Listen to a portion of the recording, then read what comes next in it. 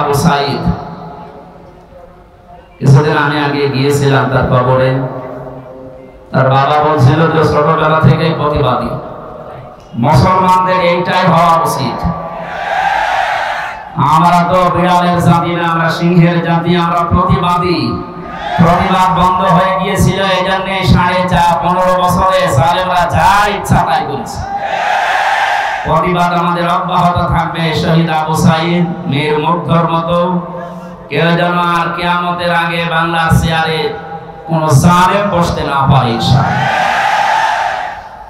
এত আরামের জিনিস ছেড়ে দেওয়ার পরে অনেকের মাথা খারাপ হয়ে গেছে, আমরা দেখতে পাচ্ছি। রব্বানা وقال تعالى في شأن حبيبي لقد كان لكم في رسول الله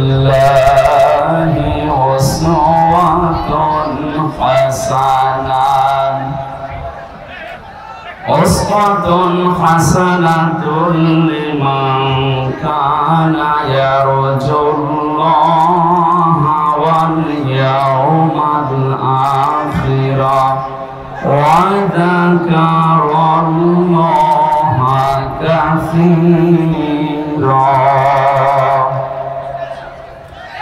صدقت يا ربنا. عن أبي هريرة رضي الله تعالى عنه قال قال النبي صلى الله عليه وسلم من تمسك بسنتي عند فساد أمتي فله أجر 100 شهيد. رواه ابن ماجه. اللهم صل على محمد وآله وصحبه وبارك وسلم. الحمد لله.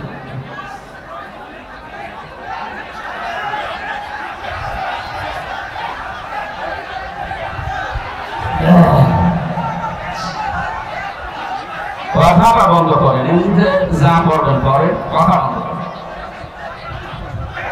কি করা যাবে আগে থেকে এগুলো না করে এখন বলছেন মানে সে জোহরের পর থেকে তো অনুষ্ঠান আরম্ভ হয়েছে, তখন আপনি নিচু করতে বলেননি। এখন এই ডিস্টার্ব হবে না, এমনিতে সময় আছে 1 ঘন্টা। কথা বন্ধ করে লাগবে, এমন কিছু করার নেই। যেখানে যা আছে ওইভাবে থাক, কিচ্ছু করার নেই। ঝামেলা করলে 5 মিনিট লস হবে। চুপ করেন।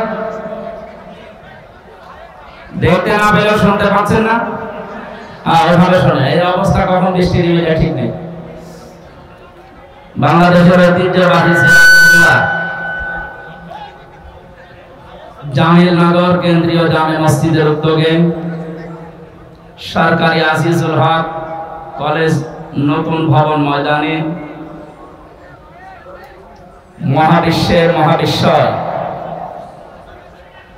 আমাদের আদর্শ, আমাদের নেতা মুহাম্মদুর রাসূলুল্লাহ সাল্লাল্লাহু আলাইহি ওয়াসাল্লামের জীবনের বিভিন্ন অংশের আলোচনা, বিশেষ করে যে বিষয়গুলো নিয়ে বাংলাদেশ, ভারত, পাকিস্তান এই 3টা দেশে ভেজাল লেগে আছে, আমরা এগুলো নিরসনের জন্য আজকের এই আলোচনার আয়োজন। সিরাতুন নবী সাল্লাল্লাহু আলাইহি ওয়াসাল্লাম এই অনুষ্ঠানে সমাজ সভাপতি জামিলনগর কেন্দ্রীয় জামে মসজিদের শ্রদ্ধাভাজন সভাপতি জনাব অধ্যাপক আসামা আব্দুল মালিক আতালাল্লাহু আমরাহু ওয়া বারাকাল্লাহু ফি হায়াতি, সহ সভাপতি স্টুডেন্ট ওয়েলফেয়ার ফাউন্ডেশন বগুড়ার মহাপরিচালক জনাব রেজওয়ানুল ইসলাম। এতক্ষণ পর্যন্ত যারা আলোচনা রেখেছেন বিশ্বনন্দিত মুফাসসির কোরআন, ইসলামিক চিন্তাবিদ, বগুড়া জেলার কৃতি সন্তান আলহাজ মাওলানা মুফতি বজলুর রশিদ মিয়া দামাত বারাকাতুহুল আলিয়া। এখানে উপস্থিত আছেন জনাব শফিউল আলম শাফিন, জনাব অধ্যক্ষ মোহাম্মদ এরশাদুল বারী এরশাদ সাহেব, মঞ্চে বসা অত্র এলাকার সর্বজন শ্রদ্ধাভাজন ব্যক্তিবর্গ। আমি অনেকের নাম জানি না, একবার দোয়া করছি ওয়ারফা'না লাকা যিকরাক, বলেন আমিন। সামনে বসা এই দুর্যোগ মুহূর্তে নিচে কাদা এবং ভেজা, উপরে বৃষ্টি হচ্ছে। এই কঠিন পরিস্থিতিতে নবীদের সিরাত শোনার জন্য যারা এত পাগল, আমার মন ডেকে বলছে বিশ্ব নবী যদি এখন বাংলাদেশে আসতেন, আমার মনে হয় বগুড়ার এই যুব সমাজ হযরতে তালহার মতো জীবন দিয়ে হলেও পাহারা দিতে। এই দৃশ্যটা আল্লাহ যেন আরশ থেকে দেখে এ জেলার মানুষদেরকে বিশ্ব নবীর আশিক হিসাবে কবুল করে। দল মত জাতি বর্ণ ধর্ম নির্বিশেষে মুহাম্মদ রাসূলুল্লাহ সবার জন্য রহমত ছিলেন। সেই হিসাবে তার আদর্শ, তার জীবনী শোনার জন্য সবাইকে আমরা আহ্বান জানিয়েছি। যারা এসেছেন এই মানুষগুলোকে নিয়ে আমাদের মালিকের দরবারে শুকরিয়া জানাচ্ছি, আলহামদুলিল্লাহ। বাংলাদেশ দ্বিতীয়বার স্বাধীন হওয়ার পরে আমরা শুনছিলাম ঘোষকের মুখ থেকে বৈষম্য বিরোধী ছাত্র আন্দোলনে যারা জীবন দিয়েছে, আপনাদের এই পাশের বিভাগ রংপুর, এটা তো রাজশাহী বিভাগের ভেতর, পাশের বিভাগ রংপুরের কৃতি সন্তান, বীর সন্তান শহীদ আবু সাইদ। কিছুদিন আমি আগে গিয়েছিলাম তার কবরে। তার বাবা বলছিল যে ছোটবেলা থেকে প্রতিবাদী, মুসলমানদের এইটাই হওয়া উচিত। আমরা তো বিড়ালের জাতি না, আমরা সিংহের জাতি, আমরা প্রতিবাদী। প্রতিবাদ বন্ধ হয়ে গিয়েছিল, এই জন্য 15 বছরে সালেমরা যা ইচ্ছা তাই করেছে। প্রতিবাদ আমাদের অব্যাহত থাকবে। শহীদ আবু সাইদ মীর মুগ্ধর মতো কেউ যেন আর কিয়ামতের আগে বাংলার চেয়ারে কোন জালেম বসতে না পারে ইনশাআল্লাহ। এত আরামের জিনিস ছেড়ে দেওয়ার পরে অনেকের মাথা খারাপ হয়ে গেছে, আমরা দেখতে পাচ্ছি। এক লোক ঊর্ধ্বশ্বাসে দৌড়াচ্ছিল, ছেলের সাথে দেখা রাস্তায় ডাক দিয়ে বলছে, আব্বা তুমি কোথায় যাও? বলো আরে ভাই চুপ কর। ভাই মানে বাড়ি দিয়ে যে বলছে, আম্মা আমি আর দুনিয়ায় বাঁচবো না। কেন? আব্বা আমাকে রাস্তায় মানুষের সামনে ভাই বলে ডাক দিয়েছে। মহিলা বলছে, কি এত বড় ক্ষমতা তোর বাবার? ও বাড়িতে আসো।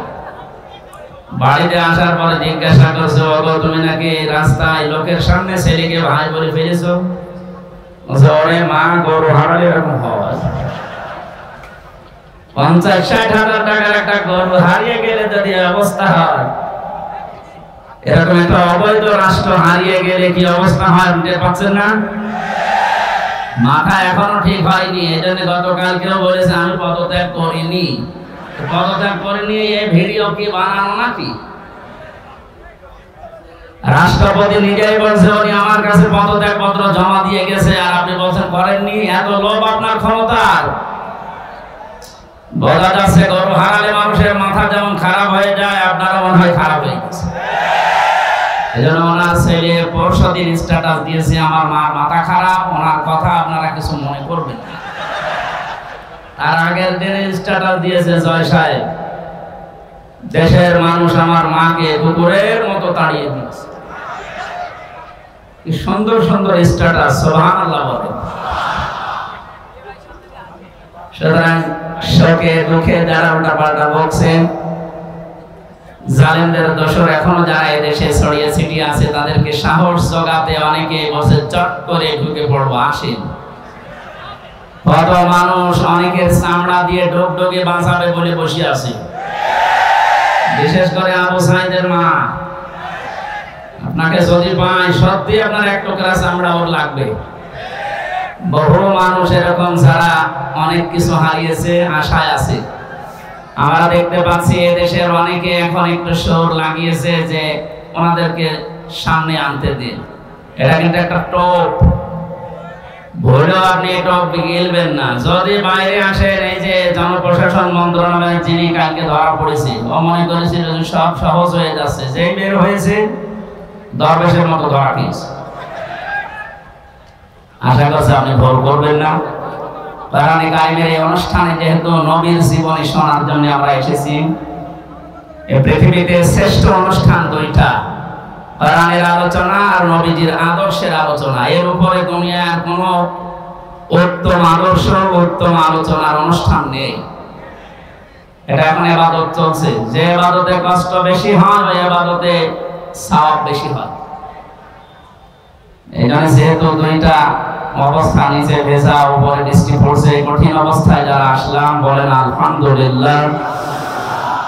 দরুদ আর সালাম পড়ছি আমাদের নবী মুহাম্মদ রাসূলুল্লাহ সাল্লাল্লাহু আলাইহি ওয়াসাল্লামের প্রতি। অবস্থা ভালো না, এটা আমি খুব তাড়াতাড়ি করছি। কোরআনে কারিমের 6666 আয়াত থেকে মাত্র দুইটা আয়াত পড়েছি। সূরা কাসাসের 5 নাম্বার আয়াত, সূরা আহজাবের 21 নাম্বার আয়াত। আমরা দুইটা আয়াত থেকে, বিশেষ করে যেহেতু এটা সিরাতুন নবী সাল্লাল্লাহু আলাইহি ওয়াসাল্লাম মাহফিল, সেই হিসাবে সূরা আহজাবের 21 নাম্বার আয়াতটা বেছে নিচ্ছি। সূরা কাসাসের যে সুসংবাদটা, এটা আপনাদেরকে শোনাতে চাই। আল্লাহ পাক বলেন, নুরিদু আন নামুন্না আলাল্লাযীনা ইসতাদঈফু ফিল আরদি ওয়া নাজআলাহুম আইম্মাতাও ওয়া নাজআলাহুমুল ওয়ারিসিন। এই পৃথিবীর ময়দানে ফেরাউন ছিল, যতগুলো দল আছে কাউকে কিছু বলবো না, শুধুমাত্র মুসা আলাইহিস সালামের যে অনুসারী যে দল, এই দলকে আমি ধ্বংস করে দেব। হাজার হাজার বছর আগে ফেরাউন বুঝতে পেরেছিল এদেশে যেহেতু দল বিদলে বহু মানুষ বিভক্ত হয়ে আছে, কোন দলের দ্বারা তার ক্ষতি হওয়ার সম্ভাবনা নেই। একটা দলের দ্বারা তার ক্ষতি হওয়া, তার রাজত্ব, তার সিয়ার চলে যাওয়ার সম্ভাবনা আছে, সেটা মুসা নবীর দল। এখানে ওর বড় টার্গেট ছিল এই দলটাকে।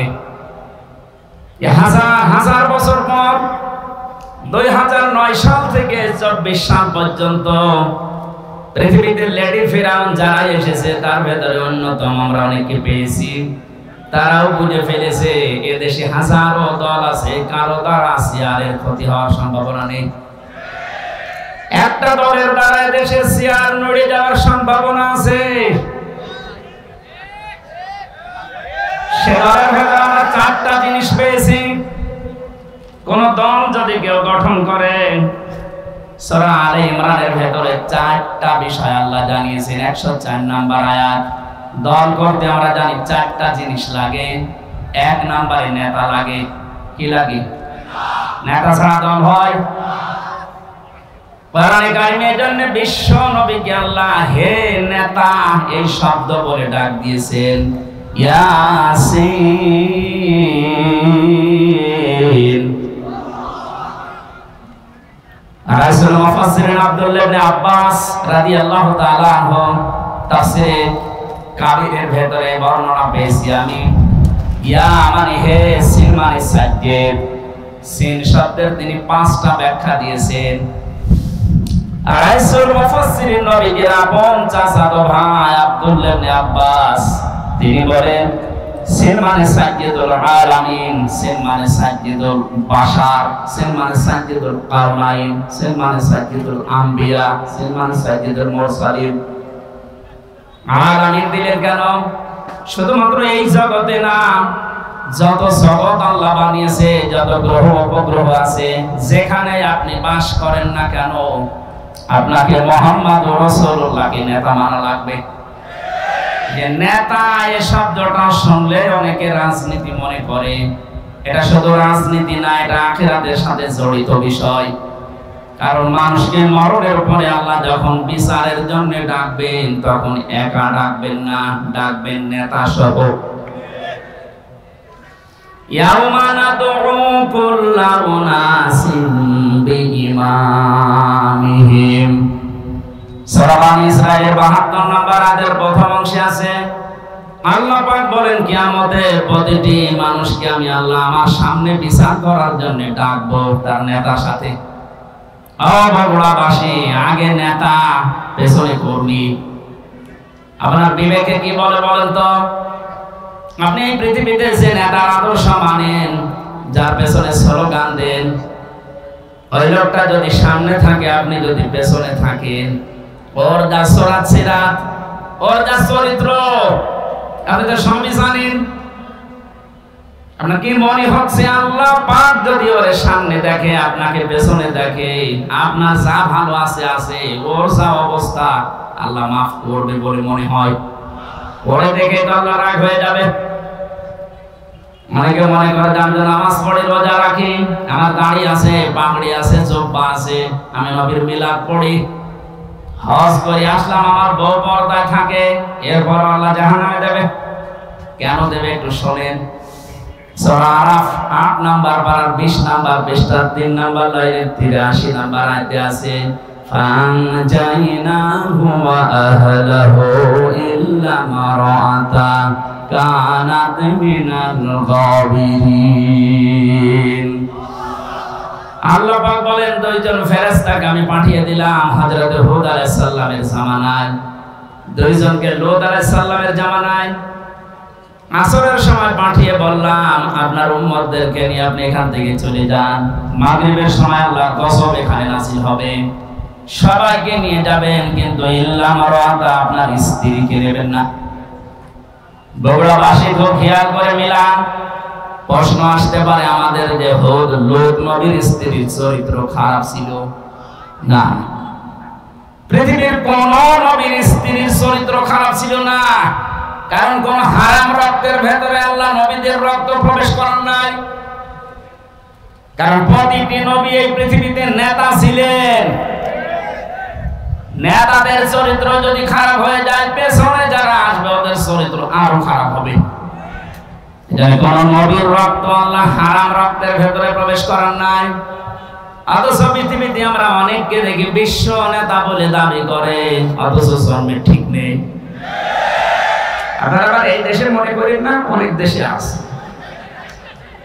তাদের জীবনীগুলো পড়লে দেখা যায় বাবা এক ধর্মের, মা এক ধর্মের, জন্মে ঠিক থাকে কি করে? নেতা হওয়ার জন্য যে আদর্শগুলো ৭টা পেয়েছি আমি আয়াতের তাফসিরে। হযরত লূত নবী আলাইহিস সালামের যত কিছু ছিল সবকে আপনি নিতে পারবেন, কিন্তু স্ত্রীকে নেবেন না, যদিও তার চরিত্র খারাপ ছিল না। লূত নবীর স্ত্রীর চরিত্র ভালো ছিল, সে চরিত্রহীনা ছিল না, কিন্তু যখন আল্লাহ গজব দিলেন তার স্ত্রীকে আল্লাহ ধ্বংস করে জাহান্নামে দিয়ে দিলেন। আমি একটা দুইটা না, যতগুলো তাফসীর আমার জীবনে দেখেছি সব মুফাসসির আয়াতের ব্যাপারে একমত। আমি এটা প্রথমে বুঝছিলাম না, যেখানে যাওয়ার পরে আপনাদের এই পাশের বিভাগ রংপুর বিশ্ব ইসলামী আন্দোলন বাংলাদেশ জামাত ইসলামের সহকারী সেক্রেটারি জেনারেল ছিলেন জনাব এটিএম আজহারুল ইসলাম। মাঝে মাঝে আমার কাছে বই পাঠাতেন। প্রোডাক্টিভ মুসলিম বলে একটা বই আছে, ওনার কাছে প্রায় ১৭ উপরে বই ছিল, কিন্তু হিন্দু কারারক্ষী এই কারণে ওনার কাছে বই থাকতে দিত। বই যদি কাছে থাকতে না দেয়, বাধ্য হয়ে যারা ইসলাম বোঝে, ইসলাম প্রচার করে, এরকম মানুষের কাছে পাঠিয়ে দিত। আমার সাথে যেহেতু পরিচয় ছিল, এই জন্য মাঝে মাঝে কারারক্ষীদেরকে বলতো হামসাকে বইগুলো দিয়ে আসো, যেন শেষ করে, করার পরে যেন বাইরে এগুলো প্রকাশ করে। তার ভেতরে এই তথ্যটা পেয়েছি আমি। লূত নবীর স্ত্রীর চরিত্র ভালো, সে চরিত্রহীনা ছিল না, তারপর আল্লাহ তাকে ধ্বংস করে দিয়েছেন একটাই মাত্র কারণ। সব মুফাসসিররা জানিয়েছেন সে তলে তলে চরিত্রহীন লোকদেরকে সাপোর্ট করত। বগুড়াবাসী আপনি এখান থেকে কিছু নেবেন না, আপনার চরিত্র ভালো, আপনি নামাজ পড়েন, রোজা করেন, আপনার বউ পর্দায় থাকে, কিন্তু এমন মানুষকে আপনি সাপোর্ট করেন যার চরিত্র ভালো না। এরকম মানুষ দেশে নেই। লূত নবীর স্ত্রীকে যদি আল্লাহ চরিত্রহীনদের সাপোর্ট করার কারণে জাহান্নামে দেয়, আপনাকে দেবে না মানে? এটা যার পেছনে থাকবেন খুব খেয়াল করে, এটা দুনিয়ার বিষয় হলে আল্লাহর কসম আমি বলতাম না, এটা সম্পর্ক আখিরাতের সাথে। এই পৃথিবীর ময়দানে যার আদর্শ ঠিক নেই, নেতা ঠিক নেই, এ মারা যাওয়ার পরে কিতাবুল মুফরাদের ভেতরে হাদিস পেয়েছি, আলাদাবুল মুফরাদ, ও মরণের সঙ্গে সঙ্গে বিনা হিসাবে বিনা বিচারে জাহান্নামী। আমি আপনাদেরকে বাঁচাতে এসেছি। এখন যদি আপনি বাঁচতে না চান, যান আপনার বিবেকের উপরে ছেড়ে দিলাম, আমি দেখতে পাচ্ছি কোরআনের চোখ লাগিয়ে যে আপনি জাহান্নামে যাচ্ছেন। আসেন, ফিরে আসেন, এখনো পশ্চিম থেকে সূর্য ওঠে নাই, এখনো পর্যন্ত তওবার দরজা বন্ধ হয়ে যায়নি। ফিরে আসেন, এটা দুনিয়ার বিষয় না। বগুড়াবাসী বহু ভালোবাসি আপনাদের, এটা দুনিয়ার বিষয় না, এটা আখিরাতের সাথে সম্পৃক্ত। আপনি ধরা খাচ্ছেন। সাইয়্যিদুল বাশার আল্লাহ দিয়েছেন, সাইয়্যিদুল আলামিন দিয়েছেন। যদি বলেন আমি বগুড়ায় না, আমি কুষ্টিয়ায় বাস করি, কুষ্টিয়া কি পৃথিবীর ভেতরে না? শুধুমাত্র 228টা রাষ্ট্র নিয়ে পৃথিবী গঠিত। এখান থেকে আরো যত গ্রহ আছে, কেউ যদি বলে আমি মঙ্গল গ্রহে বাস করি, ওইটা কার? কেউ যদি বলে চাঁদের দেশে বাস করি, ওইটা কার? ওখানে আপনাকে নবীকে নেতা মানা লাগবে। ইয়াতানাজ্জালুল আমরু বাইনাহুন্না, প্রত্যেকটি জায়গায় আল্লাহর বিধিবিধান নাযিল হচ্ছে ওই সৃষ্টি দেখে দেখে। কেউ যদি বিজ্ঞান মঙ্গল গ্রহে নিয়ে যে বলে আমি এখানে বাস করব, আমি আর পৃথিবীতে যাব না, আপনাকে ওখানে যতদিন বসবাস করবেন বিশ্ব নবীকে আদর্শ নেতা মানা লাগবে, মাস্ট বি। না মানলে আপনি জাহান্নামে। দল করতে প্রথমেই নেতা লাগে। আমাদের যে নেতা আমরা পেয়েছি পৃথিবীর শ্রেষ্ঠ নেতা, এর চাইতে বড় নেতা দুনিয়ায় আছে আর? আমরা যাব চরিত্রে। 2 নম্বরে লাগে আমরা জানি সংগঠন। পৃথিবীতে বহু সংগঠনের নাম আমরা পেয়েছি। বাংলাদেশ জামাতে ইসলামী, এর ভেতরে যে শব্দগুলো দিয়ে গঠিত আপনি তাকান। অনেকে বলে মওদুদি বানিয়েছে, আরে শয়তান বানিয়েছে। যে আপনি লক্ষ্য করেন শব্দের দিকে, জামাতে ইসলামী, ইসলামের দল, এর চাইতে আর সুন্দর জিনিস কি থাকে? এই শব্দটা নেওয়া কোরআনে কারীমের সূরা আলে ইমরানের 104 নম্বর আয়াতের প্রথম অংশ থেকে। ওয়াতাকুম মিনকুম উম্মাতুন, এই যে শব্দ থেকে। 3 নম্বরে লাগে আমরা দেখেছি প্রতীক লাগে। এই পৃথিবীর সর্বশ্রেষ্ঠ প্রতীক হচ্ছে দাড়িপাল্লা। আপনি বাংলাদেশের হাইকোর্টে যান, সুপ্রিম কোর্টে যান, দেখবেন একটা দাড়িপাল্লা টাঙানো আছে। কথা বলছেন? কেন টাঙিয়েছে সরকার? এ বাংলার 18 কোটি মানুষকে বোঝাতে চায় যে বাংলাদেশের বগুড়া জেলার ম্যাজিস্ট্রেট কোর্ট, জজ কোর্ট থেকে যদি তোমরা ন্যায় বিচার না পাও, হাইকোর্টেও যদি না পাও, সুপ্রিম কোর্টে এসে দেখো দাড়িপাল্লা টাঙানো আছে। এখানে পাল্লা একদিকে ঝুলে যাওয়া না, একেবারে সমান্তরাল। তার মানে সরকার বাংলার মানুষকে বোঝাতে চাচ্ছে যে এখানে আসলে ন্যায় বিচার পাওয়া যাবে। যে প্রতীক দিয়ে আমাদেরকে আপনি দেখাচ্ছেন যেখানে ন্যায় বিচার কায়েম হয়, এই প্রতীকের মানুষগুলো যদি সত্যি সত্যি ওই জায়গায় যেতে পারে, ন্যায় বিচার কত প্রকার কি কি আপনি চোখে দেখতে পাবেন। বাংলাদেশ জামাত ইসলামীর কেন্দ্রীয় আমির, আমার তো মনে হয় আমার চোখে দেখা, আমি জেলখানায় ওনার সাথে যতদিন ছিলাম আমি দেখেছি তার ঈমান, তার আমল, তার আখলাক, এমনকি তার যে তাওয়াক্কুল আল্লাহর উপরে, যে ইখলাস নিয়ে তিনি কাজ করেন, এটা জীবিত ওলি একজন। মানুষটা ঘোষণা দিয়েছে বাংলাদেশে অনেকেই মেয়েদেরকে বোঝাচ্ছে, শ্বশুর ভয় দেখায় যে ইসলাম যদি ক্ষমতায় যায় তোমাদেরকে ঘরবন্দি করে ফেলবে। ঘোষণা দিয়েছে ইসলাম যদি সত্যি বাংলার ক্ষমতায় যায়, মেয়েরা এমন কথা বলতে বাধ্য হবে যে কিয়ামত পর্যন্ত ইসলাম বাংলাদেশে থাকে। আপনি তো দিয়ে দেখেন না কেন? প্রতীক যখন টাঙানো দেখে বলছেন যে না এটা ন্যায় বিচারের প্রতীক, এই প্রতীক যদি সামনে আসে আপনি হাতের কাজ করবেন তো? বলেন, এটা তো রাজনীতি। হ্যাঁ, এটা যদি রাজনীতি মনে করেন এটাই রাজনীতি, এর বাইরে রাজনীতি করা জায়েজ নেই। কারণ এর বাইরে আপনি দাড়িপাল্লার বাইরে যত রাজনীতি ৫৩ বছরে দেখলেন না, দাড়িপাল্লার বাইরে আমরা যা দেখলাম, দেখতে বেশি অধিকাংশ গুলো দুর্নীতিতে ভরা। গত কয়েকদিন আগে বাংলার এক নাস্তিক অধ্যাপক আনিসুর রহমান আল্লাহকে বিশ্বাস করে না, কিন্তু এই দেশের দাড়ি পাল্লাওয়ালা মানুষগুলোকে দেখে সে ঘোষণা দিয়েছে 5টা বছর যদি এদের হাতে এ দেশের ক্ষমতা তুলে দেওয়া যায়, দেশ থেকে দুর্নীতি ছাঁটিয়ে বিদায় করবে। নাস্তিক হয়ে বসলো, আর আপনি এখন উল্টা পাল্টা ধারণা করেন। 4 নাম্বারের আগে আমরা দেখেছি শুধু অফিস একটা লাগে। আমাদের যে অফিস আছে এই পৃথিবীতে, আমাদের অফিসের নাম হচ্ছে মসজিদ। আমাদের অফিসের নাম কি?